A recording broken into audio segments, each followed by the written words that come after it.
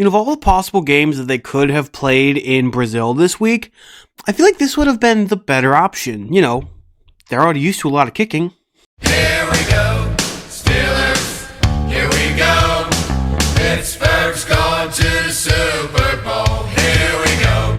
Ladies and gentlemen, welcome back to Steel Nation, your officially unofficial Pittsburgh Steelers after show, or Saturday after show at the rate this thing's going to go up. My name is Brian, I'm going to be your host, and you might notice we're not in the same area that we were last time I made a video, and that's because I was too tired to set up the stuff outside. So we're in my living room where I've been conducting my streams this season. I kind of moved shop a little bit since last season, and so we'll be spending a lot of time here on this couch or on the couch out in the room out back under the nice Ohio sun. So that's a little explanation as to where we are today. But what a game we had on Sunday. Now, yes, I am aware that by the time you're watching this, it will not be Sunday. It will also probably not be Monday or any day between then and Friday. It might be Saturday, which isn't great, but I've been extremely busy. In fact, I'm only now getting a chance to film this video because I have a lull between when I get home from work, working the midnight shift at a factory, and when I, have to go to bed. For once, I actually have a little bit of time. And so I just want to talk real quick about the game on Sunday, because what a game it was. The Pittsburgh Steelers took on the Atlanta Falcons in Atlanta, Georgia, and came out with an 18-10 victory while scoring 0 touchdowns. Now you hear that stat, and you might think that, our quarterback play must not have been that great.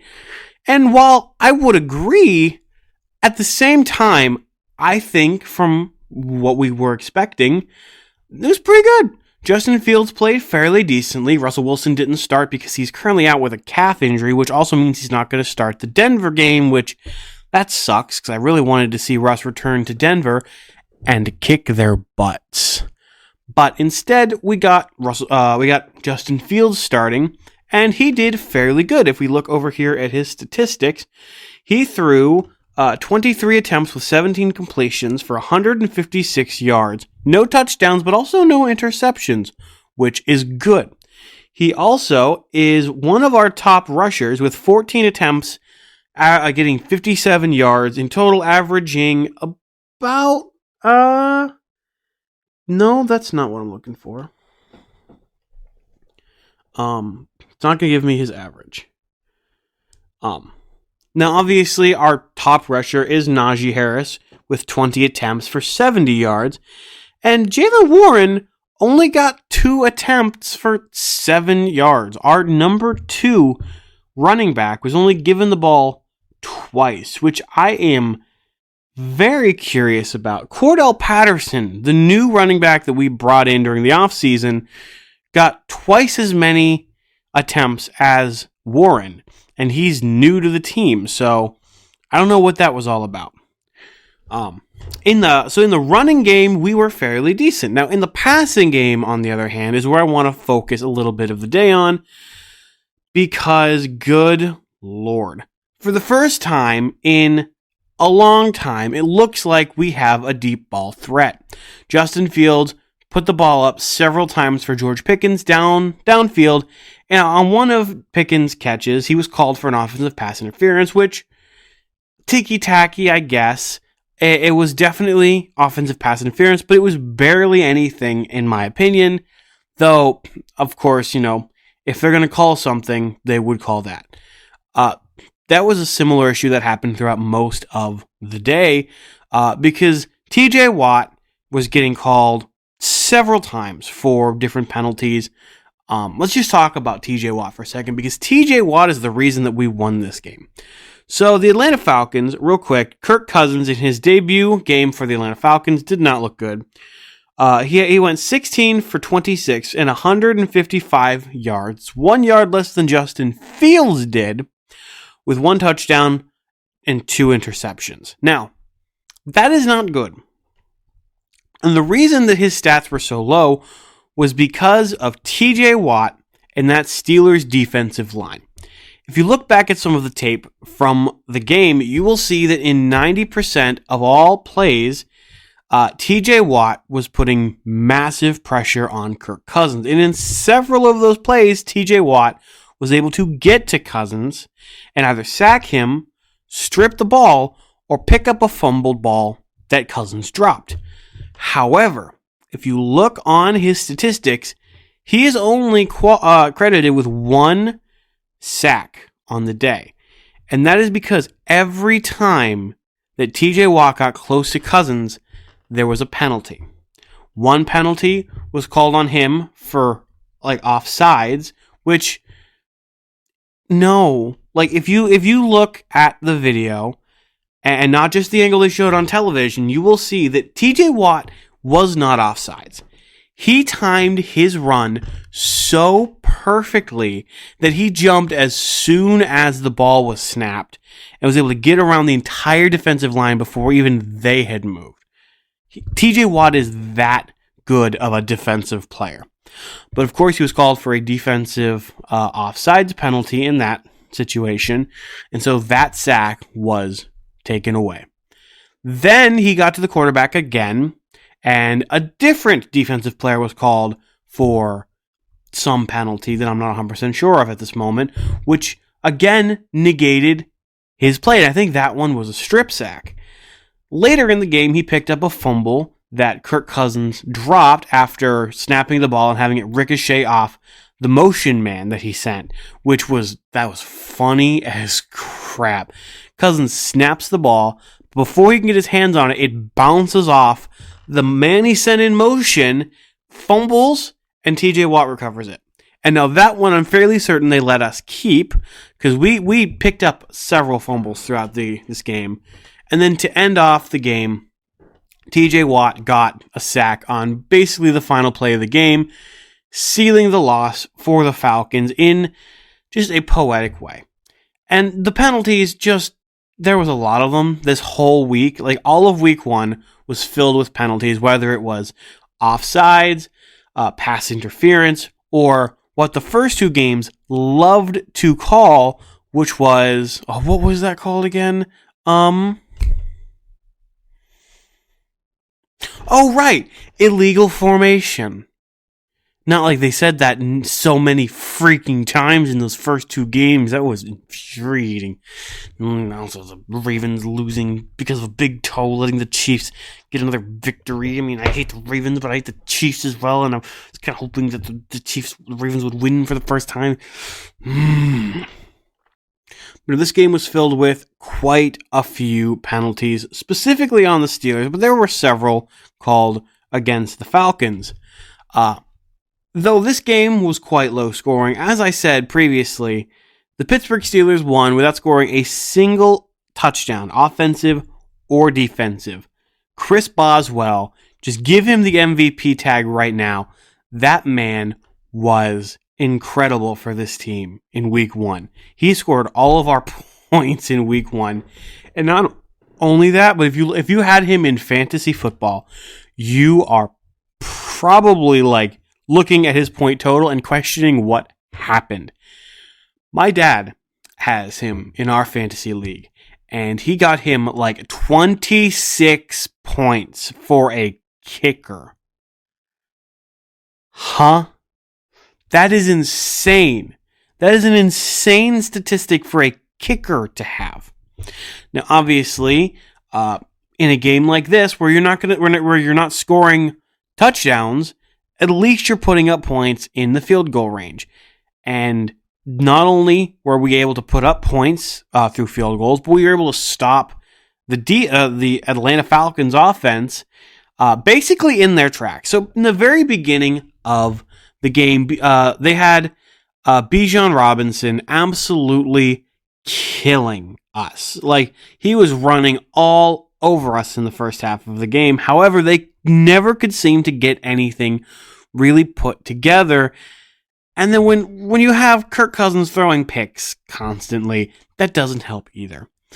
But in the second half of this game, our run defense became good, I'll say. And in total, at the end of this game, Bijan Robinson comes away with 18 attempted runs for 68 total yards, no touchdowns. 68 total yards. That is less than Najee Harris. And that is less than many people expected Bijan Robinson to get. Now, obviously, you got to take into account the fact that he was tackled in the backfield several times, several of them by TJ Watt. So, our run defense, as the game progressed, got progressively better. And I can say the same about the passing offense, as well as our main running offense. As the game, the whole team, as the game went on, got better. Now, we didn't get better enough to score a touchdown, but that's what Denver is for. We're going to go into Denver, and we're going to show them what we can do. Because, once again, Justin Fields will be starting in Denver. It will not be Russell Wilson, which is not ideal, but it is what it is. Justin Fields will be starting, and I honestly think that with Atlanta in the bag, Justin Fields is now hopefully a little more comfortable throwing the ball, knowing George Pickens, even if he's going to get called on a penalty, is going to be able to make the catch, and he's going to be more comfortable throwing deep. Though, at the same time, there's this really weird statistic going around, and the image will be on screen. Justin Fields did not throw to the center of the field at all, which is eerily familiar to another offensive coordinator that I still have nightmares about. So I hope Arthur Smith is just kind of like testing the waters and is not turning into Matt Canada 2.0. Because we can't have that. And hopefully he's going to open up the passing game a little bit more for Justin Fields going into Denver, and then especially in Week 3, which I'm fairly certain is at home against the Chargers, because we really need to win our home opener. We don't want to be like Atlanta and lose our home opener. But yeah, this game was fairly good. It was very stressful. But it was a very enjoyable watch, and it was a very, very enjoyable stream as well.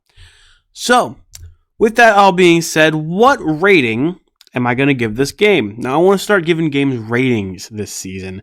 Just to keep progress of where all the games are at. Are we going up? Are we going down? And so, for the first game of the season, and for the game that I'm going to start rating things on, I'm going to be a little bit more harsh on this game than I normally would be. And so I'm going to give this game, in terms of the overall package, a 43%. It's not great. Like, I would consider this to be in the category of good. It's a good game. It was an enjoyable game to watch, but in terms of football, it was a mess. It was not like the Bills-Dolphins game in terms of scoring on either side.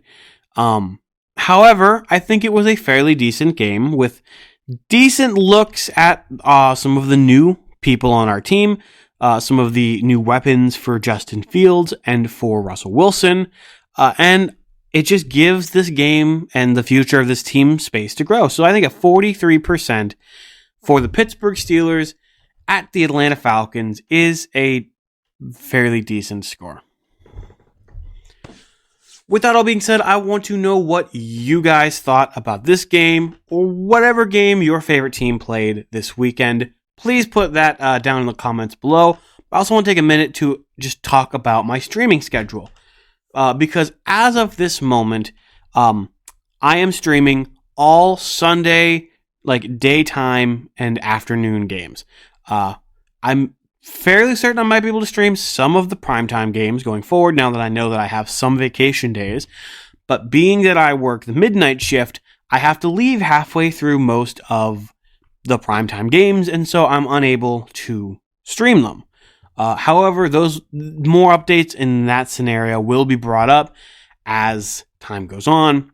As for Week 3, however, I will not be in town to stream that game because myself and my father are taking a trip to Bristol, Tennessee to watch the Bristol night race for NASCAR, obviously.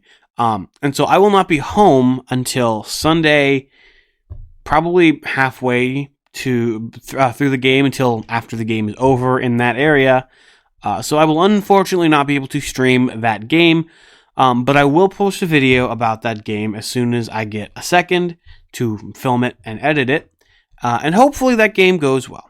Other than that, the rest of the games should be going fairly decently. I will be streaming the Steelers game on Christmas. I know I said in a previous video that I was not going to, but I have changed my mind. I think that having a nice break from Christmas between opening presents in the morning with my family and the rest of my family coming at about 5 for Christmas dinner, watching and streaming the game is going to be quite nice. Though I don't want to get Netflix, so if any of you guys have any